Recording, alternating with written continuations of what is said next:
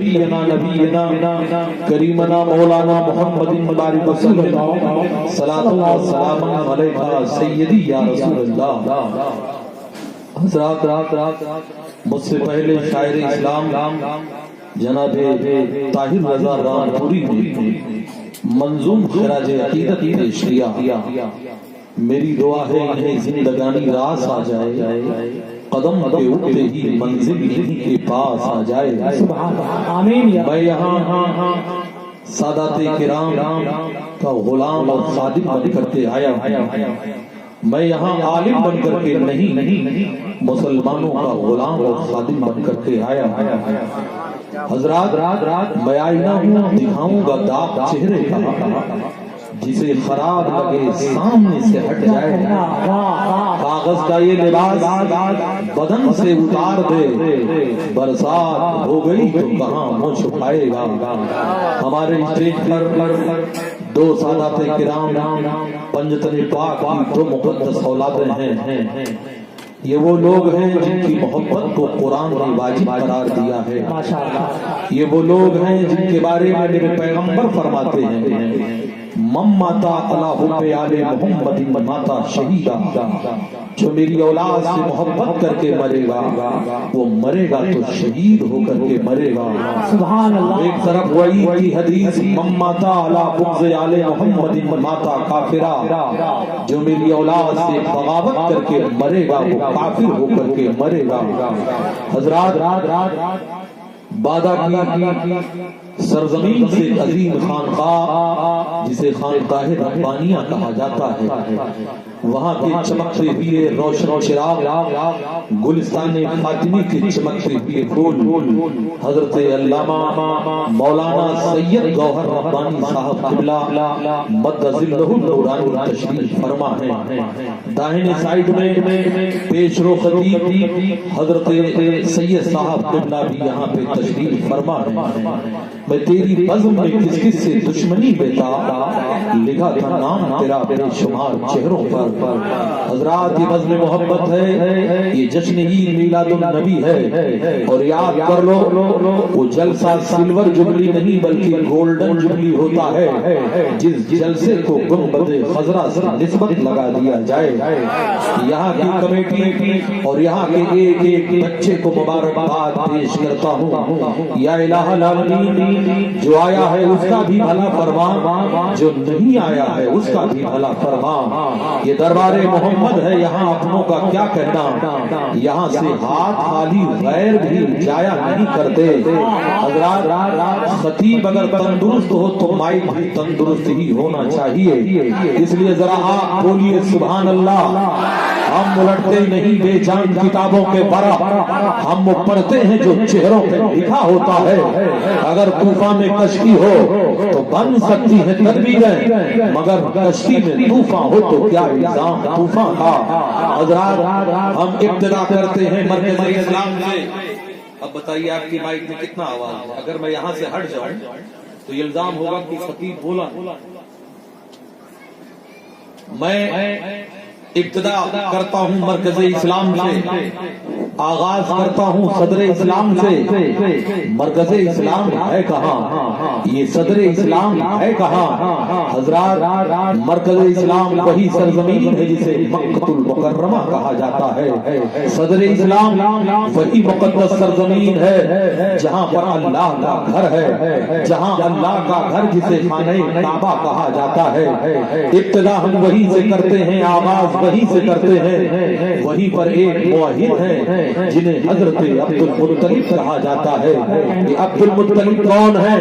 نبی کے دادا جان ہیں، سردار قریش ہیں، جن کے بارے میں محدثین لکھتے ہیں کہ عبد المطلب جب چلا کرتے تھے تو ان کے جسم سے مشک کی خوشبو آیا کرتی تھی۔ عبد المطلب کی پیشانی پر نبی کا نور ایسا چمکتا تھا جیسے عید کا چاند چمکا کرتا ہے، جیسے ہلال چمکا کرتا ہے، وہی جناب عبد المطلب ہے۔ آپ کا بیان ہے انا اطوف بالکعبۃ تلک اللیلہ، جس صبح صادق کو امام الانبیاء اس خاکدان گیتی پہ جنم لیے، آپ فرماتے ہیں اس رات کو میں کعبے کا طواف کر رہا تھا۔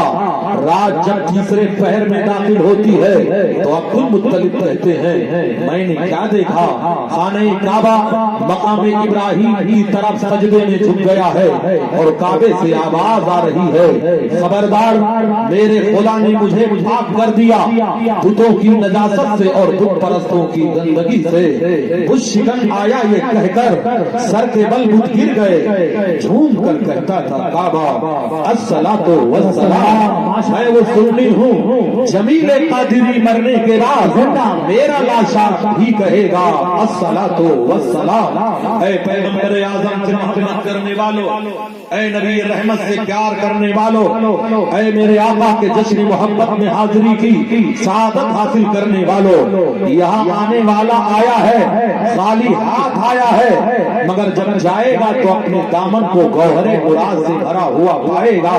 جھولیاں سب کی بھری جاتی ہیں، دینے والا نظر نہیں آتا۔ حضرات عبد المطلب کون ہے؟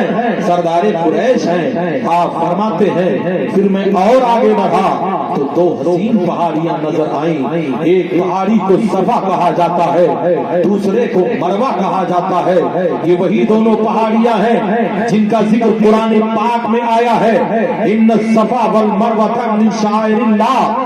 اللہ تبارک تعالیٰ نے ان پہاڑیوں کو اپنی نشانیوں میں کیوں شمار کیا؟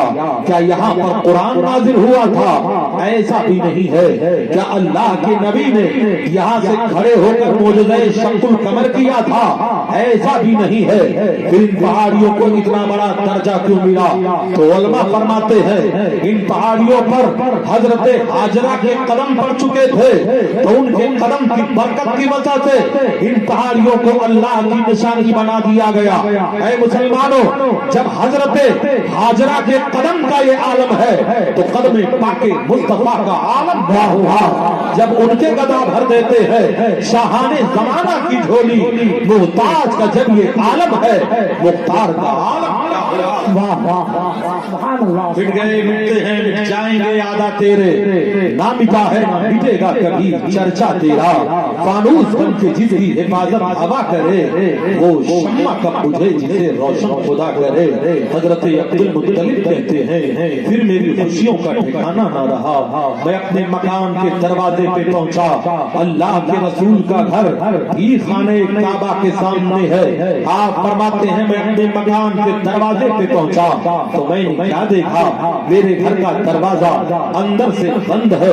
میں نے دروازے کی کنڈی پہ دستک دیا، تب کسی نے دروازہ کھولا اور کہا اے عبد المطلب مبارک ہو، تمہارے گھر دونوں عالم کے تاجدار پیدا ہوئے ہیں، سارے نبیوں کے مالک و مختار پیدا ہوئے ہیں۔ میں نے کہا ذرا مجھے بھی زیارت کر لینے دو، دیدار کر لینے دو۔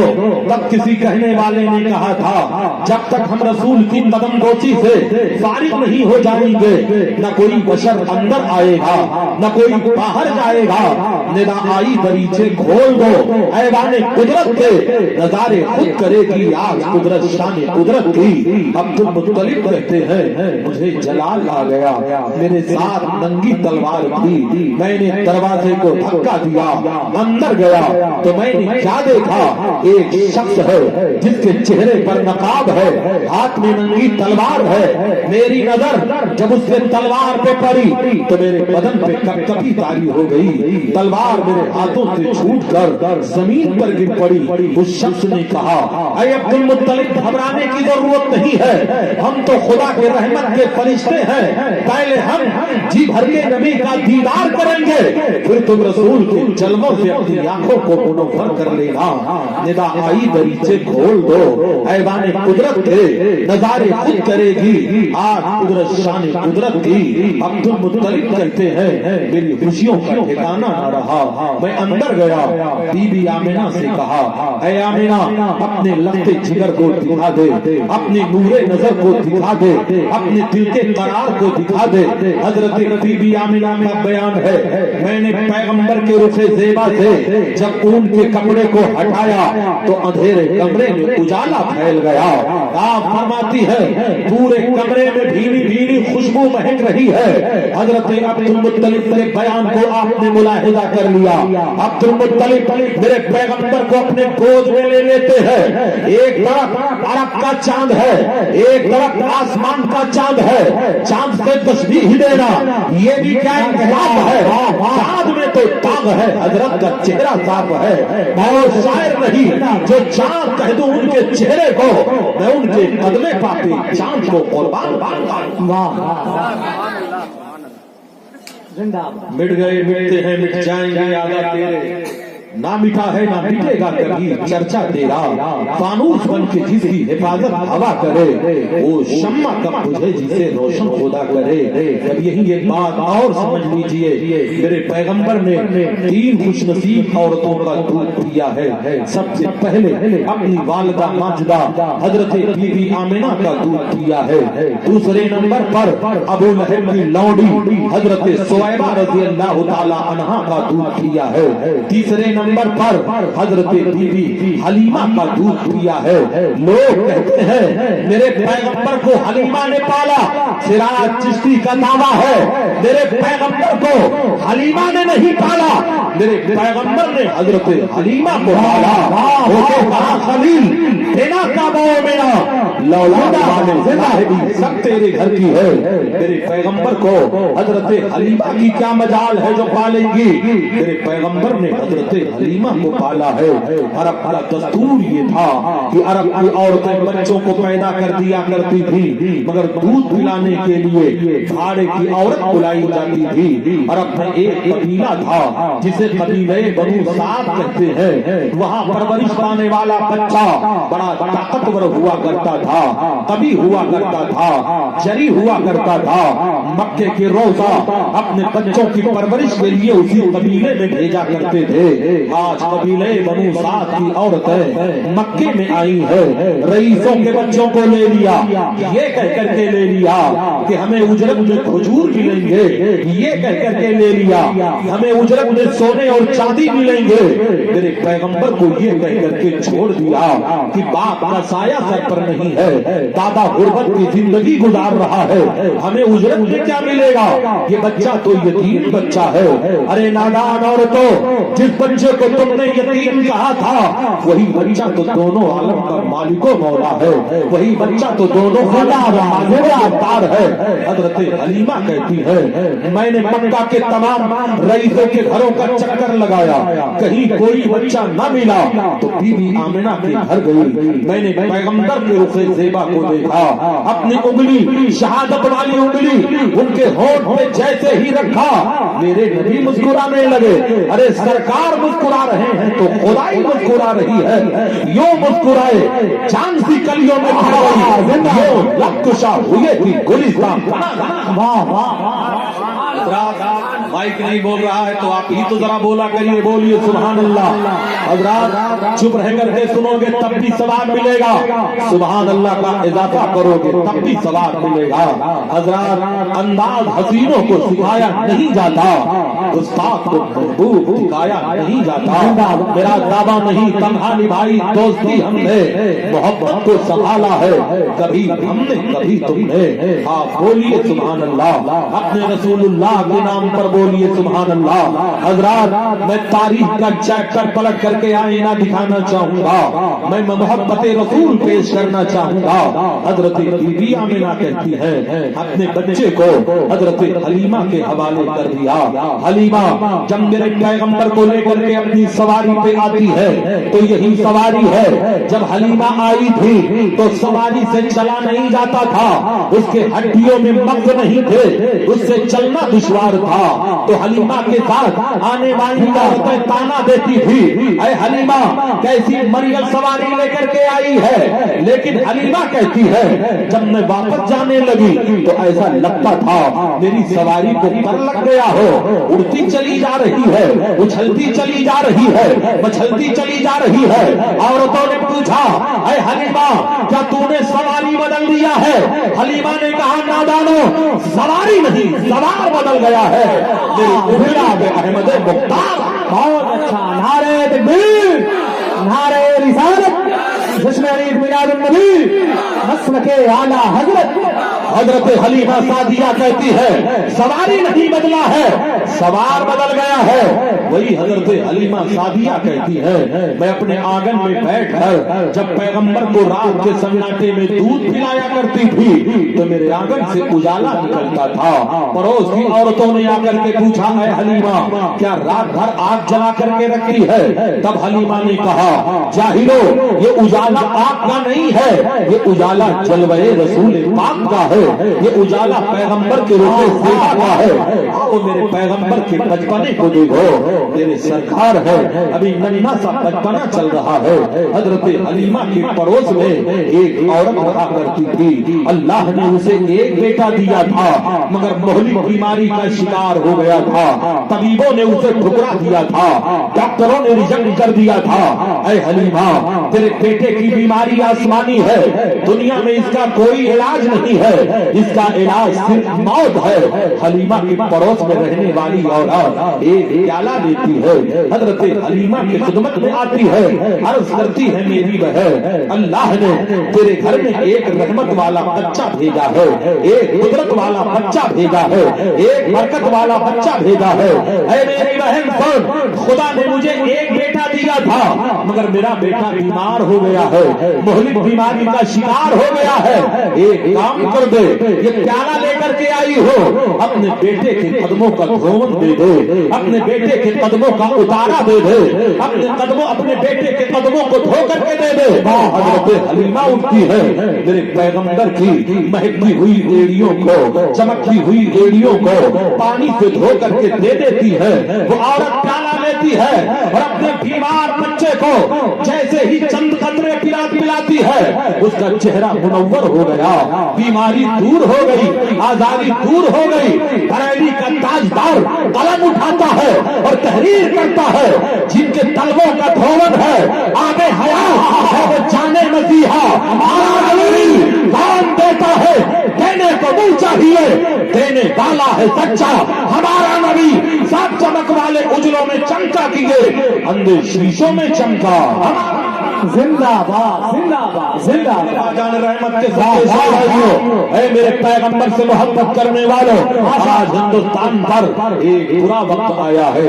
آج کہا یہ جا رہا ہے ہندوستان سے 2020 تک بھارت سے مسلمانوں کا خاتمہ کر دیا جائے گا. آج چھپکلیاں بھی مگرمچھ بن چکی ہے. وہ خبیث جن کے منہ سے 5 کلومیٹر کی دوری سے بدبو آتی ہے وہ اسلام پر کمنٹ کرتے ہیں, اسلام پر تبصرہ کرتے ہیں, اسلام کے طنز کرتے ہیں. اے بھارت سے مسلمانوں کے خاتمے کا خواب دیکھنے والوں, بھول گئے اسی بھارت کی سرزمین پر جب سرکار کریم نواز آئے تھے تو 7 مسلمانوں کے ساتھ آئے تھے. پرتھوی راج کے پاس 5 لاکھ آرمی تھی. ارے جب 5 لاکھ مل کر 7 لوگوں کا کچھ نہ بگاڑا تو 27 کروڑ کو تمہارا باپ کیا مٹائے گا؟ مٹ جائیں گے آدھا تیرے, نہ مٹا ہے نہ مٹے گا کبھی. زندہ باد, زندہ باد, زندہ باد. اب آپ بتائیے سننا چاہتے ہیں یا جلدی سے بات کر دیا جائے تو ذرا بولیے سبحان اللہ. اگر سننے کے موڈ میں ہو, جب مائک دمدار ہوتا ہے تو سراج چشتی بھی بولنے کی سعادت حاصل کرتا ہے. اس لیے اے رسول اللہ سے محبت کرنے والوں, اے لوگوں طوفان کر رہا تھا میرے عزم کا تباہ, دنیا سمجھ رہی تھی کہ کشتی خبر میں ہے. آؤ ہم تاریخ بتاتے ہیں, تاریخ کا چیپٹر بتانا چاہتے ہیں. حضرات یہ سادات کرام ہے جن کے صدقے میں ہمیں اسلام کا کلمہ ملا ہے. اگر یہ رسول اللہ کے گھرانے والے ہندوستان میں نہ آئے ہوتے تو ہمیں کلمہ نصیب نہ ہوا ہوتا. یہ وہ لوگ ہیں جن کے نانا جان کو جتمنات سے ٹپکنے والا پسینے کا ایک قطرہ اگر کسی سہاگن کے دوپٹے میں لگا دیا جائے تو صبح قیامت تک اس کی نسل مہکا کرتی ہے. تیری نسل پاک میں ہے بچہ بچہ نور کا, تو ہے اہل نور تیرا سب گھرانہ نور کا. اور یہاں تو مسلک اعلیٰ حضرت کے سپاہی ہے. سنی وہ ہوتا ہے جو دھکا پلیٹ نہیں ہوتا ہے. سنی جو ہوتا ہے وہ سیلف اسٹارٹ ہوتا ہے, اور جس کی بیٹری میں بریلی کا تیزاب ڈالا جائے وہ ڈاؤن نہیں ہوتا ہے, وہ ٹناٹن ہوا کرتا ہے. محبت کرنے والوں, اے تاج الشریعہ کے دیوانوں, یاد کر لو وہاں بھی شہر بریلی اگر گئے ہوتے ہجوم عشق میں ساتھ دب کے مر گئے ہوتے. تاج الشریعہ کے نماز جنازہ میں 11 ملین مسلمانوں نے شرکت کی سعادت حاصل کیا تھا. آؤ اب محبت کی بولی بول رہے ہیں, عشق کی بولی بول رہے ہیں. اے عشق تیرے صدقے جنت سے چھوٹے سکتے, جو آگ بجھا دے گی وہ آگ لگائی ہے. بیٹا صاحب اب جوانی پہ آپ بھی آئے ہیں, آپ کا مائک بھی آیا ہے. دیکھنا ہے مشین میں دم ہے کہ غلام رحمت للعالمین میں دم ہے. اے رسول اللہ سے پیار کرنے والوں, اے میرے آقا سے پیار کرنے والوں, آؤ ہم تاریخ کا پاک پلٹ کر آئینہ دکھانا چاہتے ہیں. یہ میرے پیغمبر کا بچپنا تھا. جب میرے سرکار کی عمر 6 سال کی ہوتی ہے تو آپ کی والدہ ماجدہ کا انتقال ہو جاتا ہے. ادھر ادھر توجہ نہیں, توجہ ادھر کرو, اس لیے کہ اس وقت سب سے زیادہ خوبصورت میں ہو, اس لیے کہ سب سے خوبصورت پیغمبر کا ذکر کر رہا ہو. یہ افراتفری بند کرو, جسے جانا ہو وہ چلا جائے, جسے بیٹھنا ہو وہ بیٹھ جائے. فراز چشتی اس بات کی پرواہ نہیں کرتا کہ تمہارا بلایا جائے گا کہ نہیں بلایا جائے گا. ارے تو نہیں آؤ صحیح, اور نہیں آؤ. واہ واہ, زندہ جائیں گے آدھا تیرے, نہ مٹا ہے نہ مٹے گا کبھی چرچا تیرا. تیرے پیغمبر کی عمر جب 6 سال کی ہوتی ہے تو آپ کی والدہ ماجدہ کا انتقال ہو جاتا ہے.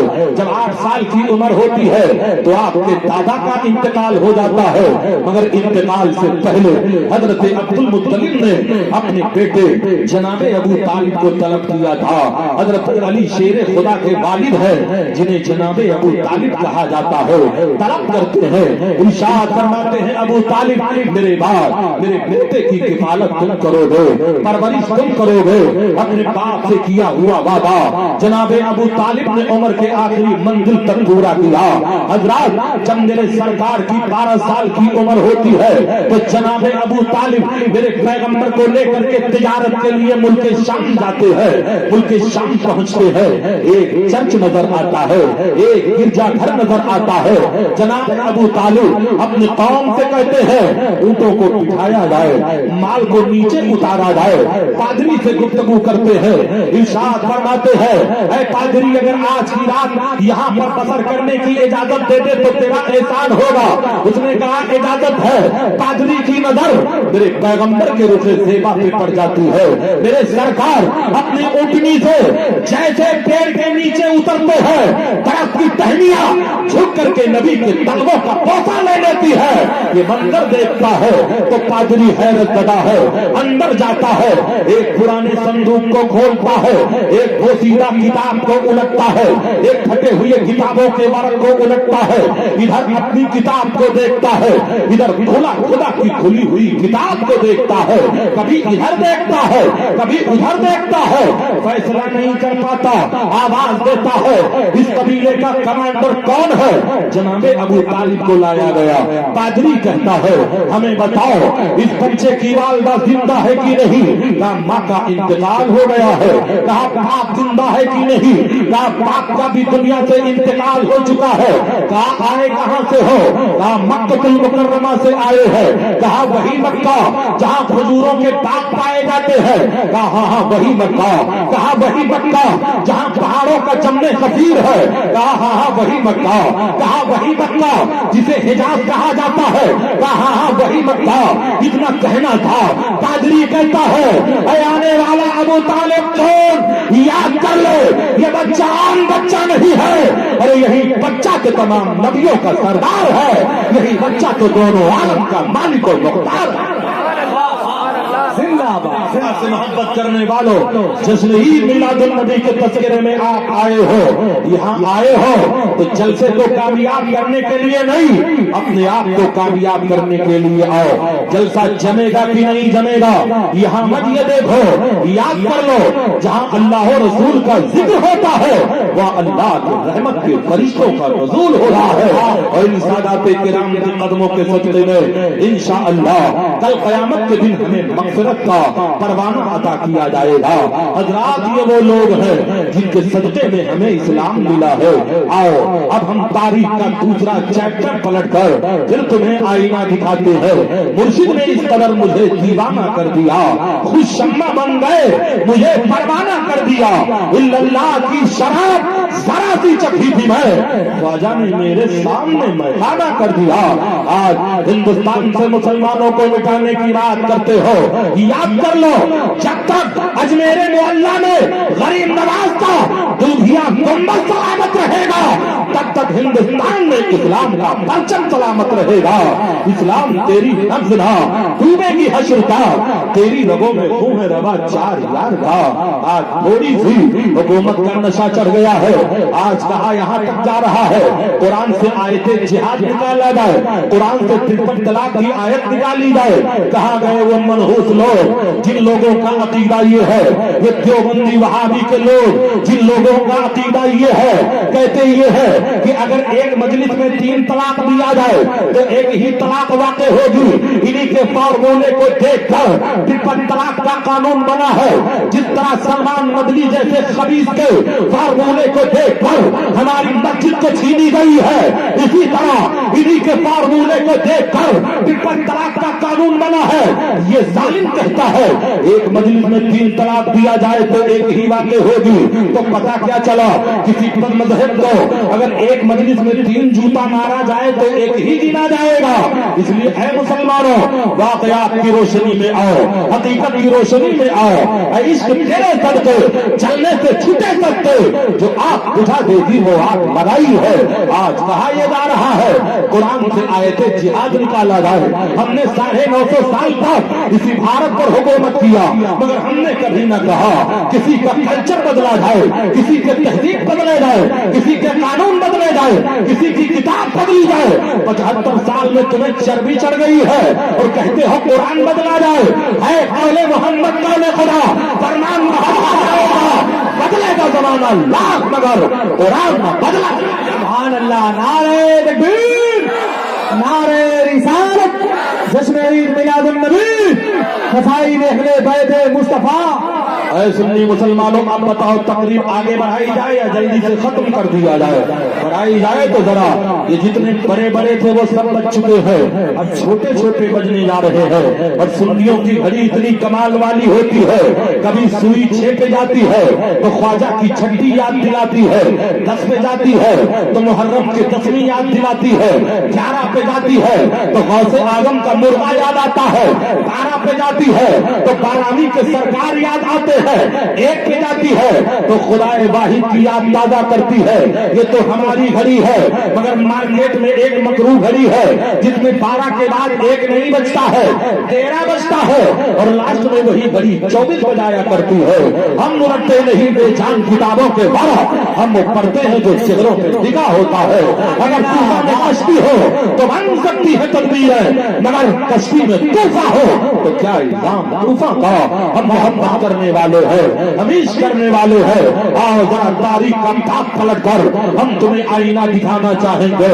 اے رسول اللہ سے محبت کرنے والوں، اے میرے آقا سے پیار کرنے والوں، آؤ میرے سرکار کی عمر شریف کا زندگی دور دیکھا، اب وہی میرے پیغمبر ہے، میرے پیغمبر کی کوثر و سلسبیل سے دھلی ہوئی جوانی کا دن دیکھ لو۔ میرے سرکار کی عمر 26 سال کی ہوتی ہے تو سب سے پہلی جو بیوی बीवी को आप मुंतखब करते हैं, एक बेवा को मुंतखब करते हैं, और वो दो मरतबा बेवा हो चुकी है। ये कौन है? हजरत सैयदा खदीजतुल कुबरा रज़ी अल्लाह ताला अन्हा। ये दो मरतबा इनकी शादी हो चुकी थी, दोनों शौहरों से इनके बच्चे भी थे।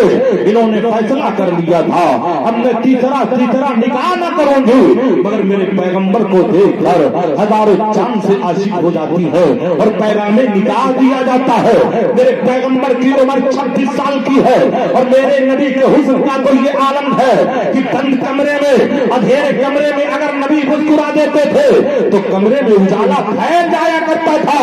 वो मेरे पैगंबर 26 साल की उम्र है, 40 साल बेवा थे, पहला निकाह करके अपने उम्मत के नौजवानों को पैगाम दे रहे हैं। ऐ मेरे उम्मत के नौजवानों, अगर कोई औरत बेवा हो जाए तो उसे अभागन कहकर के न ठुकराना, उससे शादी करके पैगंबर की सुन्नत को जिंदा कर लेना। ऐ रसूलुल्लाह से मोहब्बत करने वालों, ऐ मेरे आका से प्यार करने वालों, ऐ मेरे आका के नाम जिंदगी के अनमोल खजानों को लुटाने वाले आओ। अब इसी हिंदुस्तान की सरजमीन पर आपका ताल्लुक मध्य प्रदेश से है। यहीं से वो वाकया मैं आपको बताना चाहूंगा। हिंदुस्तान में इस्लाम कब आया, किसके जमाने में आया, किसके दौर में आया? मुअर्रिख लिखता है हिंदुस्तान में इस्लाम महमूद मोहम्मद बिन कासिम के जमाने में आया। कोई लिखता है महमूद गजनवी के जमाने में आया, कोई लिखता है गरीब नवाज के जमाने में आया, कोई लिखता है सरकार गाजी के जमाने में आया। बेशक इन लोगों से कुश्तिया ने इस्लाम को फैलाया है, मगर याद कर लो हिंदुस्तान में इस्लाम अगर फैला है तो सरकार गरीब नवाज के चौखट से फैला है। हिंदुस्तान में इस्लाम की बरकतें अगर मिली है तो गरीब नवाज के दरे रहमत से मिली है। इसलिए ऐ वहाबियों, देवबंदियों, खैर मुक़ल्लिदों, सुन्नियों, तुम सुन लो, जिसको भी कलमा मिला है गरीब नवाज के सदक़े में मिला है। ये पतंग कहीं भी उड़े हजरत गरीब नवाज के हाथ में है। कल भी भारत पर चिश्तियों की हुकूमत थी, आज भी है, और इंशाअल्लाह सुबह क़यामत तक चिश्तियों की हुकूमत रहेगी। ऐ रसूलुल्लाह से मोहब्बत करने वालों, हिंदुस्तान में इस्लाम कब आया, किसके जमाने में आया? बाहवाला अल-मौजूदात जो जलील हुआ करते हैं वही पहले दलील मांगा करते हैं। अगर वो लोग मौजूद हों तो मोबाइल पे टेप को ऑन कर लो, रिकॉर्ड कर लो। कल ये मत कहना कि बोल करके चला गया, याद कर लो वो और होंगे जो होटलों में कान में बोला करते हैं। अरे रज़ा का दीवाना खुले हुए मैदान में बोला करता है।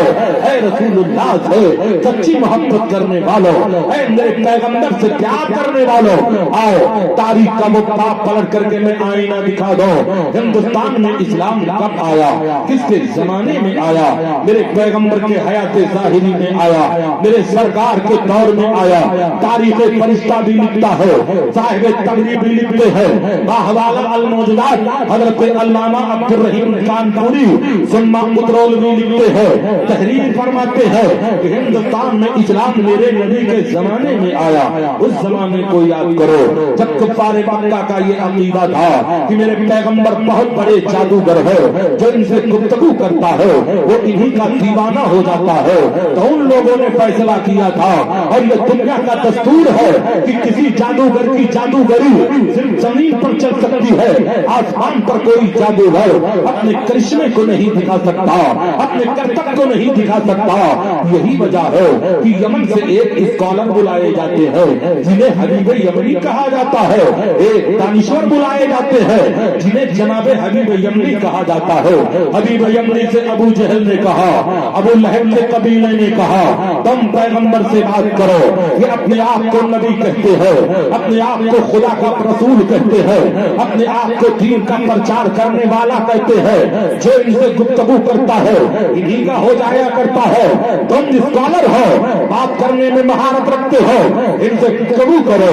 तो जनाब हबीब यमनी ने कहा, ऐ मोहम्मद इब्न अब्दुल्ला, वाकई अगर आप पैगंबर है तो चांद को दो टुकड़े करके दिखा दीजिए, हम आपकी नबूवत को तस्लीम कर लेंगे, आपके रिसालत को तस्लीम اپنے کاشانے سے باہر نکلتے ہیں، ایک پہاڑی ہے جسے کوہ ابو قبیس کہا جاتا ہے، وہ پہاڑی آج بھی مکے میں موجود ہے جہاں میرے سرکار کا گھر ہے، ٹھیک اسی کے پیچھے کوہ ابو قبیس موجود ہے۔ میرے سرکار اسی پہاڑی پہ تشریف لے جاتے ہیں، اپنی شہادت والی انگلی اٹھاتے ہیں اور جیسے ہی انگلی اٹھاتے ہیں چاند کو ٹکڑوں میں بن جاتا ہے، ایک حصہ پہاڑ کے ادھر ہے، ایک حصہ پہاڑ کے ادھر ہے۔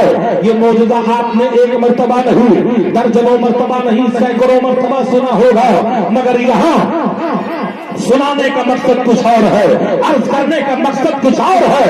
اے مکہ پردیش کے رہنے والوں، یہ واقعہ مکہ پردیش کے راجا کے ساتھ بھی ہوا تھا۔ اب آؤ میں تمہیں تاریخ کا وہ پاپ پلٹ کر کے آئینہ دکھا دو۔ میرے پیغمبر نے جب اپنی شہادت والی انگلی اٹھائی تو چندرما کے دو ٹکڑے ہو جاتے ہیں، ایک حصہ پہاڑ کے ادھر ہے، ایک حصہ پہاڑ کے ادھر ہے، دونوں آپس میں ضم ہو جاتے ہیں۔ اس کے بعد میرے پیغمبر پر جن لوگوں کو اللہ نے توفیق دیا وہ لوگ ایمان لائے، جن لوگوں کو جہنم کا کنڈا بننا تھا وہ جہنمی ہو گئے۔ تو یاد کر لو اس معجزہ شق القمر کو صرف مکے والوں نے نہیں دیکھا تھا، یمن کے لوگوں نے بھی دیکھا تھا، مصر کے لوگوں نے بھی دیکھا تھا، شام کے لوگوں نے بھی دیکھا تھا، اور رات کے سناٹے میں اونٹ کے کجاوے پہ بیٹھ کر سفر کرنے والے مسافروں نے بھی دیکھا تھا۔ اور قربان جائیے اسی ہندوستان میں دو خوش نصیب راجاؤں نے دیکھا تھا، ایک کیرلا کا راجا تھا جسے راجا سامری یا سمورن کہتے ہیں، ایک MP کا راجا تھا جسے راجا بھوج کہتے ہیں۔ ان دونوں راجاؤں نے معجزہ شق القمر دیکھا تھا، چندرما کو پھٹتے ہوئے دیکھا تھا۔ جب صبح ہوتی ہے تو کیرلا کا راجا راجا سامری اپنے جوتشیوں کو بلاتا ہے، اپنے نجومیوں کو بلاتا ہے، اپنے پنڈتوں کو بلاتا ہے اور کہتا ہے آج رات میں ہم نے چندرما کو پھٹتے ہوئے دیکھا ہے، کہیں یہ ہمارے لیے برا شگن تو نہیں ہے، میرے حکومت کا تختہ تو نہیں پلٹنے والا ہے۔ تب نجومیوں نے کہا مہاراج برا شگن نہیں ہے، ہمارے علم کی کتاب کہتی ہے ایسا لگتا ہے مکے میں آخری پیغمبر جنم لے لیا ہے، جو اشارہ کرے گا تو چندرما کے دو ٹکڑے ہو جائیں گے، ایسا لگتا ہے وہ پیغمبر جنم لے لیا ہے۔ راجا سامری جب یہ سنتا ہے تو خوشیوں میں دیوانہ ہو جاتا ہے، ایک کشتی تیار کرتا ہے اور نبی سے ملاقات کے لیے چل پڑتا ہے، مگر یمن کے ساحل پر وہ کشتی پہنچتی ہے تو کشتی ڈوب جاتی ہے۔ یہ تو کیرلا کے راجا کا واقعہ ہے، مگر آؤ مدھیہ پردیش میں ایک شہر ہے جسے اندور کہا جاتا ہے، وہیں سے 40 کلومیٹر کی دوری پر ایک شہر ہے جسے دھار کہا جاتا ہے۔ دھار میں راجا بھوج کے محل کے کھنڈرات آج بھی ہے، 3 مرتبہ ہم نے راجا بھوج کے قبر کی بھی زیارت کیا ہے اور اس کے محل کے کھنڈرات کو بھی دیکھا ہے۔ یہی راجا بھوج جب صبح ہوتی ہے تو اپنے ملک کے پنڈتوں کو بلاتا ہے، نجومیوں کو بلاتا ہے، تو وہی جواب اس کے نجومیوں نے بھی دیا جو راجا کیرلا کے راجا نے کہا تھا۔ اے لوگوں جب راجا بھوج اتنا سنتا ہے تو اپنے 4 کارندوں کو تیار کرتا ہے اور انہیں مکہ المکرمہ بھیجتا ہے۔ یہ چاروں لوگ جب مکہ گئے اور میرے پیغمبر سے جا کر کے ملاقات کیا، نبی کے رخ زیبا کو دیکھا، میرے پیغمبر سے راجا بھوج کے کارندے سنسکرت میں بول رہے تھے، بھوجپوری میں سوال کر رہے تھے، میرا رسول انہی کے لب و لہجے میں جواب دے رہا تھا۔ اے علم غیب نبوت کو ماننے والے مکاروں، میرا رسول انہی کے لب و لہجے میں جواب دے رہا تھا، اور کوئی غیب کا کم سے نہا ہو بھلا جب نہ خدا ہی چھپا تم پہ کروڑوں درود۔ میرا پیغمبر انہی کے لب و لہجے میں جواب دے رہا تھا۔ میرے پیغمبر نے کہا جاؤ واپس چلے جاؤ اور راجا بھوج کو جا کر کے میرا پیغام دے دو کہ اگر وہ اسلام قبول کرتا ہے تو اب اس کا نام بھوج نہیں ہوگا، اس کا نام عبداللہ ہوگا۔ یہ چاروں کارندے جب مکے سے پلٹ کر میرے پیغمبر کے خدمت سے واپس آ کر راجا بھوج کو پیغام دیا تو راجا بھوج نے اپنے محل کو چھوڑ دیا، تخت و تاج کو چھوڑ دیا، مسند کو چھوڑ دیا، ایک جنگل میں گیا اور اعلان کر دیا اے زمین و آسمان کو پیدا کرنے والے خدا تو گواہ ہو جا، ہم نے بت پرستی کو چھوڑ کر تیرے پیغمبر کا کلمہ پڑھ لیا ہے۔ جب تک تو کوئی پوچھتا نہ تھا، تو نے خرید کر مجھے واہ واہ ہے ان کی پناہ، آج مدد مانگ ان سے، پھر نہ مانیں گے قیامت میں اگر مان گیا۔ اسلام تلوار سے پھیلا ہے، آج بہت زیادہ اڑی مار رہے ہو، کرنا شکار شیروں نے کیا بند کر دیا؟ کتے سمجھ رہے ہیں کہ جنگل انہی کا ہے۔ اے رسول اللہ سے محبت کرنے والوں، اے میرے پیغمبر سے پیار کرنے والوں، اے میرے آقا سے محبت کرنے والوں، تم زندہ ہو، تمہارا قرآن زندہ ہے، تمہارا دین زندہ ہے، تمہارا پیغمبر زندہ ہے، تمہارا رسول زندہ ہے، تمہارا خدا زندہ ہے۔ جو زندہ قوم ہوتی ہے اس کے زندگی کی ضمانت خدا لے لیا کرتا ہے۔ اے میرے آقا سے محبت کرنے والوں، اے میرے نبی سے محبت کرنے والوں، جیو تو مسلک اعلیٰ حضرت پر جیو، مرو تو مسلک اعلیٰ حضرت پر مرو۔ حضرات یاد کر لو، جب بھی اسلام پر کوئی برا وقت آیا ہے تو انہی علماء نے آگے بڑھ کر طوفان بدتمیزی کا مقابلہ کیا ہے۔ اس زمانے کو یاد کرو جب ہندوستان میں تن کے گورے اور من کے کالے انگریز حکومت کر رہے تھے۔ اس زمانے کو یاد کرو جب لال قلعہ سے لے کر اور مسجد فتح پوری کے گیٹ تک جب علماء اہل سنت کی لاشیں لٹک رہی تھی تو نہ تو ندوہ کام آیا تھا، نہ دیوبند کام آیا تھا، نہ سہارنپور کام آیا تھا۔ اگر کام آیا تھا تو علامہ فضل حق خیرآبادی جیسا عاشق رسول کام آیا تھا۔ اے رسول اللہ سے محبت کرنے والوں، اے میرے پیغمبر سے محبت کرنے والوں، جب بھی اسلام پر کوئی برا وقت آیا ہے تو انہی بہروپیوں کی وجہ سے آیا ہے۔ اس زمانے کو یاد کرو، اسی بھارت کی سرزمین پر ایک دور گزرا ہے جب مسلمانوں پر ایمرجنسی کا قانون بنایا گیا تھا۔ یہ زمانہ کب کا ہے؟ یہ زمانہ شہزادہ اعلیٰ حضرت حضور مفتی اعظم ہند کا زمانہ ہے۔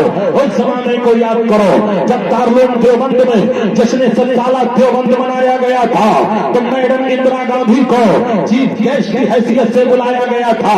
معاذ اللہ، ایک طرف قرآن کو رکھا گیا تھا، ایک طرف گیتا کو رکھا گیا تھا، اور وہاں کے ملا 1.5 فٹ کی داڑیاں لے کر کے زمین پہ ہلا رہے تھے۔ قرآن کو اور گیتا کو قومی یکجہتی کا ثبوت دینے کے لیے قرآن کی توہین کی جا رہی تھی۔ تو وہیں پر حکمراں کا دماغ جب آگے بڑھا تو اس زمانے میں ایک قانون بنا تھا، جس طرح آج ٹرپل طلاق کا قانون بنا ہے ایسے ہی اس زمانے میں ایک قانون بنا تھا جسے ایمرجنسی کہا جاتا ہے۔ جب بھارت کے مسلمانوں پر نسبندی کو کمپلسری کر دیا گیا تھا، وہ بوڑھے آج بھی زندہ ہے جنہوں نے اپنے آپ کو بچانے کے لیے جنگل کا سہارا لیا، جنگل کے کنووں کا سہارا لیا، بند کمروں کا سہارا لیا، روپوشی کا سہارا لیا۔ وہ بوڑھے آج بھی زندہ ہے۔ یاد کر لو تب اے لوگوں جب دارالعلوم دیوبند کے مفتیوں نے نسبندی کو جائز لکھ دے دیا تھا، سہارنپور کے ملاؤں نے نسبندی کو جائز لکھ دیا تھا، ندوہ کا کانا دجال بھی نسبندی کو جائز لکھ دیا تھا، تو اے لوگوں تب بریلی کے رضا کے کچھار کا ایک شعر تھا جسے مفتی اعظم ہند کہا جاتا ہے، ان کا قلم اٹھتا ہے، ارشاد فرماتے ہیں نسبندی حرام ہے، حرام ہے، حرام ہے۔ جب ایوان باطل سے ٹکراتی ہے تو ہر زمانے میں ذاکر نائک جیسے بے حیا اور جمشید جیسے زانی پیدا ہوئے ہیں۔ ایسے ہی ملا دوڑ کر حضور مفتی اعظم ہند کے خدمت میں گئے، کہا مولانا اپنا فتویٰ واپس لے لو۔ تو مفتی اعظم ہند کے تیور نے کہا تھا یہ بریلی ہے، یہاں فتویٰ نہیں بدلا جاتا ہے، ضرورت پڑتی ہے تو حکومت۔ زندہ باد، زندہ باد، نعرہ تکبیر، نعرہ رسالت، جشن عید میلاد النبی، فیضان حضور مفتی اعظم عالم۔ اب بتائیے اور آگے بڑھایا جائے یا جلدی سے ختم کر دیا جائے؟ حضرات کچھ ہی لوگ ساتھ دے رہے ہیں، ادھر چلمن سے میں جھانکوں، ادھر چلمن سے تم جھانکو، لگا دو آپ چلمن کو، نہ میں جھانکوں نہ تم جھانکو۔ انداز حسینوں کو سکھایا نہیں جاتا، گستاخ کو محبوب دکھایا نہیں جاتا۔ محبت ایک طرف ہو تو سزا دیتی ہے، محبت دونوں طرف ہو تو مزہ دیتی ہے۔ اے رسول اللہ سے محبت کرنے والوں، اے میرے آقا سے پیار کرنے والوں، سراج चिश्ती टाइम पास करने वाला खतीब नहीं, तुम्हें कुछ मैसेज दे करके जाएगा, तुम्हें कुछ पैगाम दे के कहते जाएगा। हाँ, तुम बड़े अच्छे नौजवान हो, तुम्हारा नारा ये है, गौस का दामन नहीं छोड़ेंगे, पीर का दामन नहीं छोड़ेंगे, ख्वाजा का दामन नहीं छोड़ेंगे। लेकिन देखा ये जाता है जब शादियों का मौका आता है तो डीजे के पीछे ऐसे तुम नाचते हो जैसे खुजली वाला कुत्ता नाच रहा हो, और दावा है कि गौस का दामन नहीं छोड़ेंगे, पीर का दामन नहीं छोड़ेंगे, ख्वाजा का दामन नहीं छोड़ेंगे। अरे जाहिल, अगर पकड़ा होता तो तेरे कदम हैया अला सला की सुन करके मस्जिद की तरफ जाते, तेरे कदम अय्याशियों के अड्डों पे ना जाते। अगर पकड़ा होता तो तेरे कदम गुनाहों के अड्डों पे ना जाते, तेरे कदम नाकारियों की जाएंगे आधा तेरे, ना मिटा है ना मिटेगा कभी चर्चा तेरा। बहुत मुस्कुराए कि आज इन लोगों पे अटैक किया गया। हजरात, ये हमारे नौजवान है, कभी कभी जुमा की नमाज में कभी ये नजर भी आ जाते हैं, मगर हजरत हव्वा की जो बेटियां हैं वो तो फिसल करके मुसल्ले पर भी नहीं गिरा करती है। मामला ये होता है, मामला जब आगे बढ़ता है तब मौलाना के पास आएंगे, कहेंगे हुजूर सरकार पीर साहब मिला, कोई ताबीज लिख दीजिए, मेरी बेटी सुबह कॉलेज को गई, अभी पलट करके नहीं आई है। हजरात, ये 50 रुपए वाला ताबीज क्या काम करेगा जब 10,000 वाला डबल सिल वाला ताबीज तो पहले ही दे दिया है। इंसान जो बोएगा वही काटेगा। ऐ बबूल बोलने वाला, गुलाब की तमन्ना क्यों कर रहा है? याद कर ले, मैं शादी शुदा बेटियों की हाथ में मोबाइल दे देना ऐसे ही है जैसे डाकू के हाथ में तलवार। इसलिए मुसलमानों, मेरी तकरीर कलबे यार को बेचैन करती है, वही सच बात कह देता हूँ जो दिल पर गुजरती है। जमाने की हालत सुनाने लगेंगे तो पत्थर भी आंसू बहाने लगेंगे। इसी भीड़ में हो गई इंसानियत, इसे ढूंढने में जमाने लगेंगे। जिसे फजूल समझकर बुझा दिया तूने, वही चिराग जलाओ तो रोशनी होगी। इस जलसे को करने से कोई फायदा नहीं होगा अगर फजर की नमाजें तुम छोड़ रहे हो। आज हमारा मुखालिफ हम पर सबसे पहले अटैक यही करता है, जिनके ऊपर नमाज फर्ज नहीं है वो इस कदर पेशानी रगड़ते हैं जैसे शामी कबाब नजर आ रहा है, और जिनके ऊपर फर्ज है वो सोता हुआ नजर आ रहा है। ऐ रसूलुल्लाह से मोहब्बत करने वालों, ऐ मेरे आका से प्यार करने वालों, ऐ मेरे नबी से प्यार करने वालों, आओ अब मेरे आका रसूल रहमत है, वो हर आलम के रहमत है, किसी आलम में रह जाते ये उनकी मेहरबानी है जो ये आलम पसंद आया। आज कहा यह जाता है किसी का नाम ना लिया जाए, हमें किसी के नाम लेने की जरूरत क्या है? किसी की जय विजय हम क्यों मनाए, क्या गरज हमको? हमें काफी है सैयद मेरा नारा या रसूल अल्लाह। हश्र में पहचाने जाएंगे कि होगा हश्र में भी उनका नारा या रसूल अल्लाह। कुछ लोग अपने आप को आशिक़े रसूल कहते हैं और कहते हैं नबी को इल्मे गैब नहीं है। कुछ लोग अपने आप को आशिक़े रसूल कहते हैं और कहते हैं नबी पर सलाम पढ़ना शिर्क है। ऐ लोगों, अगर किसी गलहे को जन्नतुल फिरदौस लगा दिया जाए तो क्या वो पेश इमाम बन जाएगा? पेश इमाम वही होता है जिसका सीना इसके रसूल का मदीना हुआ करता है। आज ने उनकी पनाह, आज मदद मांग उनसे, फिर न मानेंगे कयामत में अगर मान गया। आओ मेरे आका रसूल रहमत है, मेरे पैगंबर रसूल रहमत है। या रसूल अल्लाह, आप आए तो इनकलाब लेकर के आए, आप आए तो दस्तूर जमाना लेकर के आए, आप आए तो दस्तूर हयात लेकर के आए। मेरे आका सल्लल्लाहु ताला अलैहि वसल्लम इरशाद फरमाते हैं, तेरे नबी उस जमाने में मक्के में जन्म लिए हैं जब अरब के जाहिल और शराबी लोग गुनाह करके अपने गुनाहों को काबे की दीवार पे लिखा करते थे। उस जमाने में मेरे पैगंबर तशरीफ लाए जब जिंदा लड़कियों को कब्र के अंदर दफन कर दिया जाता था। उस जमाने में मेरे पैगंबर तशरीफ लाए जब एक भाई की तलवार दूसरे भाई के गर्दन को काटने के लिए बेजान हो जाया करती थी। उस जमाने में मेरे पैगंबर तशरीफ लाए, वो हर आलम की रहमत है। किसी आलम में रह जाते वो उनकी मेहरबानी है जो ये आलम पसंद आया। میرے سرکار آئے, انقلاب لے کر کے آئے, میرے نبی آئے, دستور حیات لے کر کے آئے. عرب کا پوشیدہ قانون تھا, اے لوگوں جس کمرے میں عورت بچہ پیدا کرنے کے لیے بٹھائی جاتی تھی اس کمرے میں پہلے ہی گڈھا کھود دیا جاتا تھا. اگر لڑکی پیدا ہوتی تھی تو قبر کے گڈھے میں پاٹ دیا جاتا تھا. اگر لڑکا پیدا ہوتا تھا تو ماں کے ریشمی آنچل میں پال لیا جاتا تھا.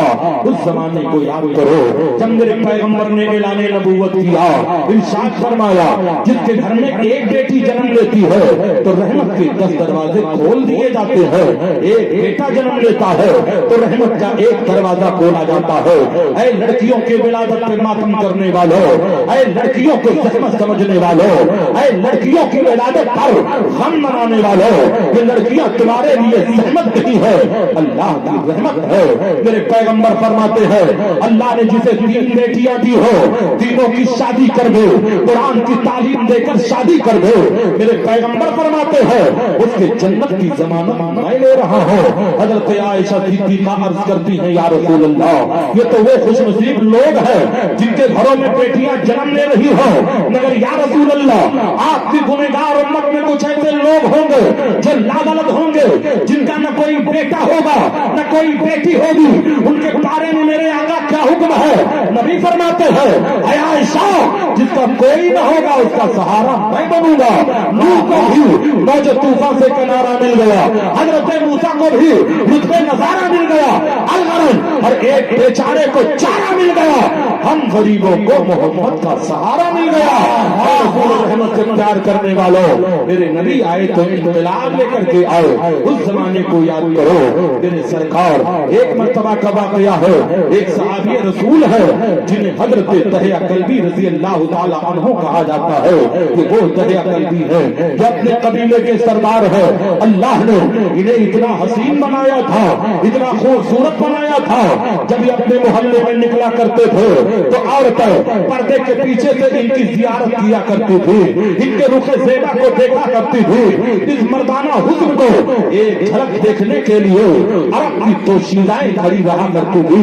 ایک دن میں پیغمبر کی نظر حضرت دحیہ کلبی کے چہرے پہ پڑ جاتی ہے, خوبصورت چہرے پہ پڑ جاتی ہے. میرے سرکار خدا کی بارگاہ میں دعا کرتے ہیں یا اللہ دحیہ کلبی کو ایمان کی دولت عطا کر دے, یا اللہ دحیہ کلبی کو جہنم میں جلنے سے بچا لو. میرے سرکار کی دعا بارگاہ الہی میں قبول ہو رہی ہے. اجابت کا جوڑا, عنایت کا صحرا, دلہن بن کے نکلی دعائے محبت. تعجب تو یہ ہے کہ دوزخ کی آتش لگائے خدا اور بجھائے محبت. میرے پیغمبر کی دعا قبول ہو رہی ہے. حضرات جب صبح ہوتی ہے تو جناب دحیہ کلبی دوڑ کر میرے پیغمبر کی خدمت میں حاضر ہوتے ہیں, عرض کرتے ہیں یا رسول اللہ کس بات کا پرچار کرتے ہیں, کس دین کا پرچار کرتے ہیں؟ میرے نبی فرماتے ہیں اے دحیہ کلبی بت پرستی کو چھوڑ دو, خدائے واحد کی پوجا کرو, یہی پروردگار ہے, یہی دونوں عالم کا پالنہار ہے, یہی سارے زمانے کا پیدا کرنے والا ہے. عبادت اس کی کرو, سجدے اس کی کرو, یہ خودوں کی خدائی کو چھوڑ دو. دحیہ کلبی اتنا سن کر کے رونے لگے. حضرت دحیہ کلبی جب میرے پیغمبر کی خدمت میں آئے تھے تو صحابہ کے انجمن میں میرے سرکار تشریف فرما ہے. ایسے صحابہ بیٹھے ہیں سرکار کے قریب جیسے مسیحا بیٹھا ہو, دیوار کے قریب. حضرت دحیہ کلبی کہتے ہیں یا رسول اللہ اگر میں آپ کا کلمہ پڑھ لوں, آپ کا کلمہ پڑھ لوں تو یا رسول اللہ کیا آپ کا خدا میرے گناہوں کو معاف کر دے گا؟ میرے سرکار فرماتے ہیں تمہارا گناہ کیا ہے؟ کہا یا رسول اللہ میرا گناہ اتنا بڑا ہے کہ آپ کا خدا میرے گناہوں کو معاف نہیں کرے گا. میرے پیغمبر کہتے ہیں دحیہ اپنے گناہوں کو بیان کرو. عرض کرتے ہیں یا رسول اللہ معاملہ یہ ہے میں اپنے قبیلے کا سردار ہوں, 150 گھر ہمارے ماتحت ہے, 150 گھر گھرانے پر میں حکومت کرتا ہوں. میں نے ایک قانون بنایا ہے اور قانون یہ ہے کہ اگر لڑکی پیدا ہو تو اس کے گلا کو تباہ کر دو, قبر کے गड्ढे में काट दिया जाए, अगर लड़का पैदा हो तो उसे निशानी के तौर पर पाल दिया जाए। या रसूल अल्लाह, ये कानून बनाने वाला मैं हूँ और तकरीबन 70 बेटियों को अपने इन्हीं हाथों से मैं कत्ल करवा चुका हूँ, उन्हें जिंदा कब्र में दफन करवा चुका हूँ। या रसूल अल्लाह, क्या आपका खुदा मेरे गुनाहों को माफ करेगा, मेरे जुर्म को माफ करेगा?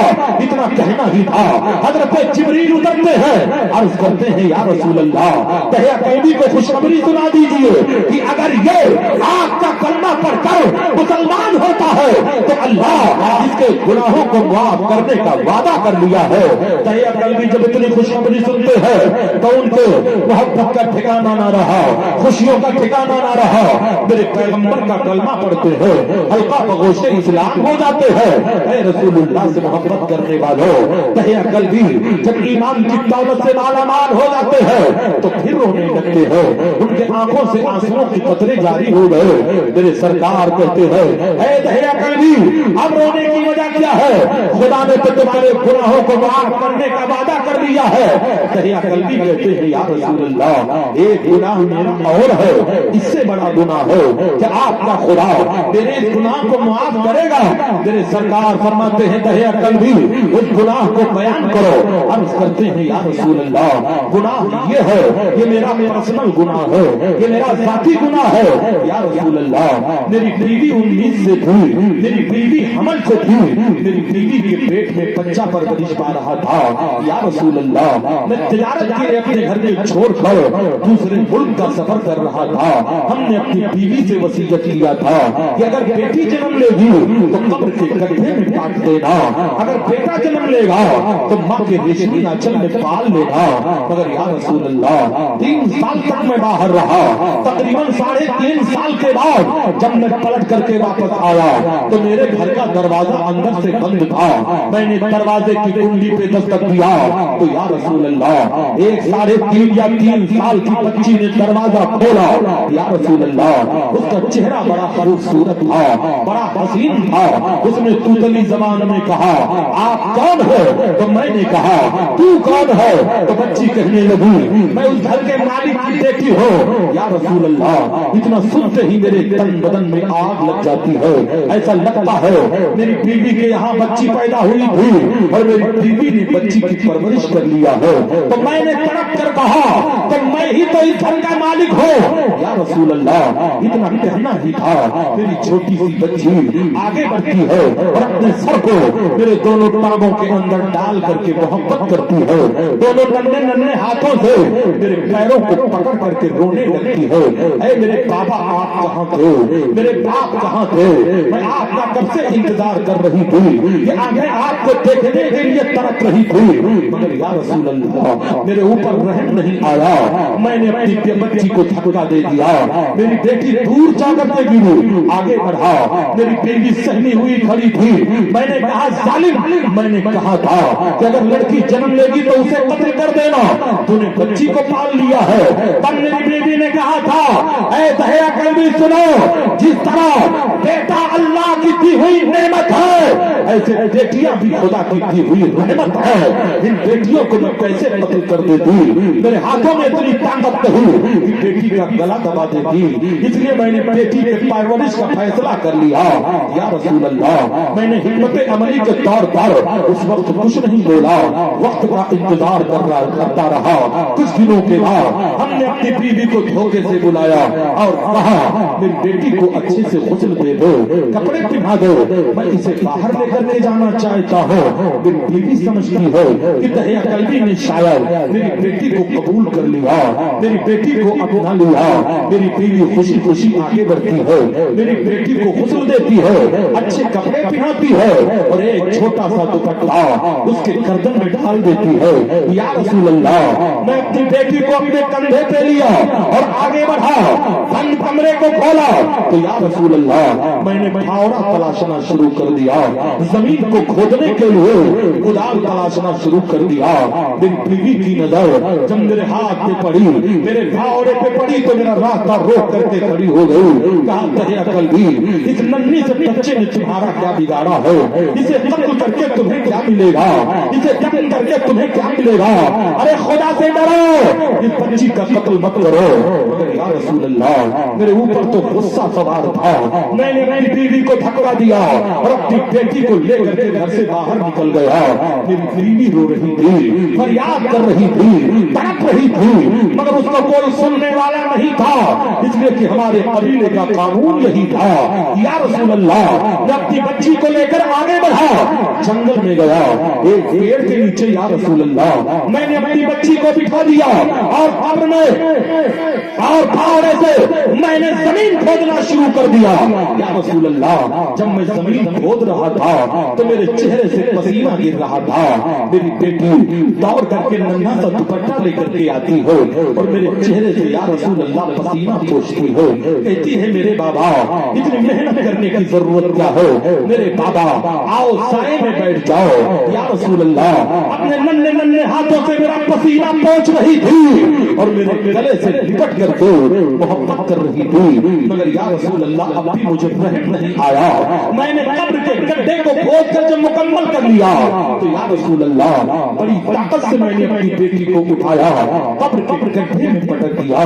میری بیٹی اپنے ننھے ننھے ہاتھوں کو جوڑ کر کے رحم و کرم کی بھیک مانگ رہی تھی، کہتی تھی میرے بابا مجھے مت مارو، اگر میرے چہرے سے نفرت ہے تو مجھے چھوڑ دو، زندگی میں پلٹ کر آپ کے گھر نہیں آؤں گی، مجھے قتل مت کرو. مگر یا رسول اللہ میرے اوپر تو جنون سوار تھا، میں نے پھاوڑے سے قبر کی مٹی کو برابر کرنا شروع کر دیا. یا رسول اللہ میری بیٹی دفن ہوتی رہی، دفن ہوتی رہی. میری بیٹی جب گردن تک پڑ جاتی ہے اور اس نے آہوزاری کیا میں نے کچھ نہ سنا، تب وہ بیزار ہو کر میری طرف سے رخ ہٹا کر اس نے آسمان کی طرف تاکا اور کہا یا اللہ اے مولا تو کرم کب کرے گا، وہ رسول کب بھیجے گا جو درد ہونے والی بیٹیوں کو زندگی کا مدعا سنائے گا، جو رحم و کرم کرے گا. یا رسول اللہ یہی کہتے کہتے میں نے اپنی بیٹی کو قبر کے اندر دفن کر دیا. یا رسول اللہ وہ جب سوچتا ہوں تو کلیجہ منہ کو آتا ہے کہ آپ کا خدا میرے ان گناہوں کو معاف کرے گا. میرے سرکار اتنا رو اتنا رو 3 مرتبہ جناب تہی قلبی سے یہی دل خراش واقعے کو سنا، اتنا رو کہ میرے سرکار کے آنکھوں کے آنسوؤں سے داڑھی مبارک بھیگ جاتی ہے. صحابہ نے کہا ہے تہی قلبی تم نے بہت بڑی غلطی کی جو میرے پیغمبر کو رلا دیا، میرے سرکار کو رلا دیا. میرے نبی اسی مجمع میں ارشاد فرماتے ہیں اے میرے صحابہ سنو، جسے اللہ نے 3 بیٹیاں دی ہو اور تینوں کو قرآن کی تعلیم دے کر کے شادی کرتے، نبی فرماتے ہیں کل قیامت کے دن وہ میرے بغل میں ایسے ہوگا جیسے شہادت کی انگلی کے بغل میں بیچ کی انگلی ہوا کرتی ہے. میرے سرکار پر قربان ہو.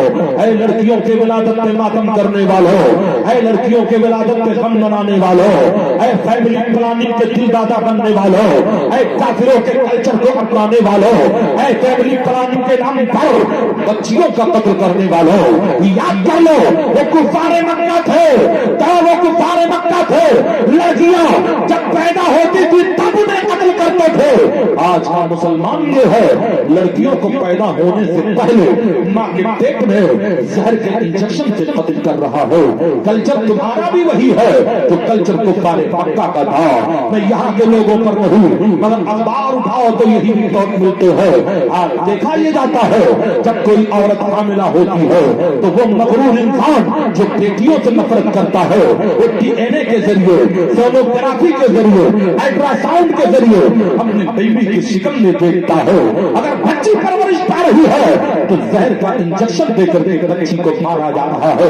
یاد کر لے اگر بچے کے جسم میں روح ڈالی گئی ہے تو تو قاتل ہے اور ایک مسلمان کا قاتل ہے. میرے پیغمبر فرماتے ہیں شرک کے بعد سب سے بڑا گناہ یہ ہے کسی مسلمان کا قتل کر دے. لڑکیوں کے ولادت پہ ماتم کرنے والوں، اس کلچر کو اپنانے والے سنو، میرے نبی فرماتے ہیں ایسی عورتوں سے شادی کرو جن کے یہاں بچے زیادہ پیدا ہوں تاکہ قیامت کے دن میں اپنی امت پہ فخر کرو۔ اے رسول اللہ کی امتی ہو، پیدا خدا کر رہا ہے، ٹینشن تمہیں ہو رہا ہے۔ جس خدا نے پیدا کیا ہے وہی روزی بھی دے رہا ہے، جس خدا نے بیٹی پیدا کیا ہے اسی خدا نے اس کا جوڑا بھی پیدا کر دیا، جسے فضول سمجھ کر بجھا دیا تو نے وہی چراغ جلاؤ تو روشنی ہوگی۔ اے میرے ملت کے نوجوانوں، طوفان نوح لانے سے اے چشم فائدہ تو اشک ہی کافی ہے اگر کچھ اثر کرے۔ حضرات، ہمارے نگاہوں کے سامنے باندھا شریف سے تعلق رکھنے والے خان والے ربانیہ کو چشم و چراغ ہے جن کے بھی کچھ کلمات کو ہمیں سننا ہے۔ اے رسول اللہ سے سچی محبت کرنے والوں، جیو تو مسلک اعلیٰ حضرت پر جیو، مرو تو مسلک اعلیٰ حضرت پر مرو۔ حضرات، چلتے چلتے بتانا یہ چاہوں گا، جب بھی اسلام پر ہندوستان میں کوئی برا وقت آیا ہو تو اعلیٰ حضرت کے گھرانے نے آگے بڑھ کر طوفان بدتمیزی کا مقابلہ کیا ہو۔ اس زمانے کو یاد کرو جس طرح آج گھر واپسی کا نعرہ لگایا جاتا ہے، ایسے تقریباً 70 سال پہلے بھی گھر واپسی کا ہی نعرہ لگا تھا۔ ایک سنگٹھن کے ذریعے اسلام کو ٹارچر کیا جا رہا تھا، اس سنگٹھن کو شدی سنگٹھن کہا جاتا ہے۔ جب مسلمانوں کے ایمان پہ ڈکیتی ڈالی جا رہی تھی، 4 لاکھ مسلمانوں کا ایمان چھینا جا رہا تھا، وہ علاقہ کون سا ہے؟ وہ علاقہ گوالیر کا ہے۔ وہ علاقہ کون سا ہے؟ وہ علاقہ متھرا کا ہے۔ وہ علاقہ کون سا ہے؟ وہ علاقہ آگرہ کا ہے۔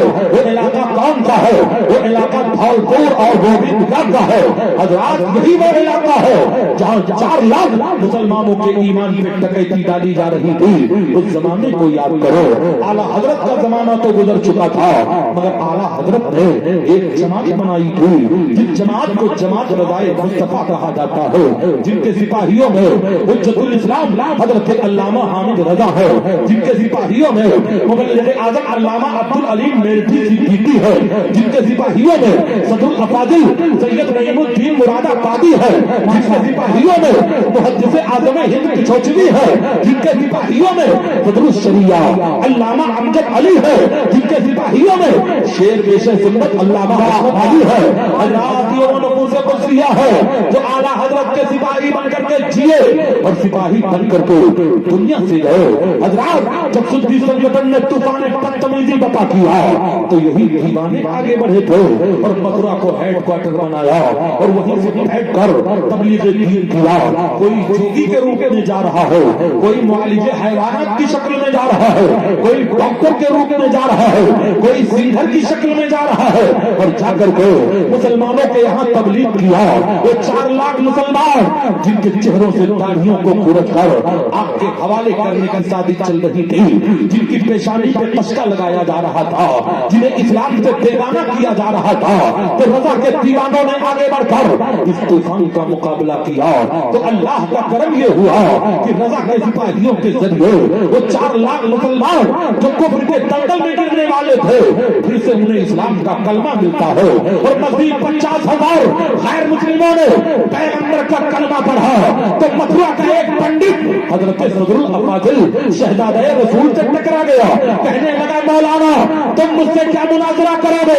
ارے تمہارے نبی پر نازل ہونے والے قرآن کو 15 پارہ ہم نے اپنے سینے میں محفوظ کر لیا ہے۔ تو صدر الافاضل نے کہا تب تو مناظرہ میں جیت گیا۔ کہا کیسے جیت گئے؟ کہا یہ میرے قرآن کا معجزہ ہے کہ کفر کی چھاتی پہ چڑھ کر کے قرآن بول رہا ہے، اے قول محمد قول خدا فرمان نہ بدلا جائے گا، بدلے گا زمانہ لاکھ مگر قرآن بدلا۔ زندہ باد، زندہ باد، زندہ باد، ماشاء اللہ۔ ہندوستان ہے، میرے نبی نے تقریباً 1450 سال پہلے کہا تھا مجھے ہند سے ٹھنڈی ہوا مل رہی ہے، مجھے ہند سے وفا کی خوشبو مل رہی ہے۔ اپنے وطن سے کبھی غداری مت کرنا، اس لیے کہ یہ وطن میرے خواجہ غریب نواز کا ہے، حکومت سرکار غریب نواز کی ہے۔ اپنے وطن سے